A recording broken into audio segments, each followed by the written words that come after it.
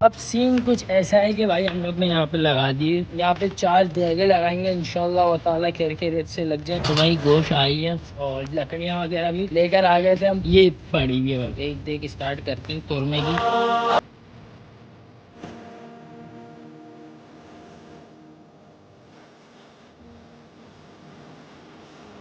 ये VIP scene हो गया, मतलब आँख तो लगे तो ये भाई पहले देखते स्टार्ट है भाई। तो VIP सीन हो गया हमारा।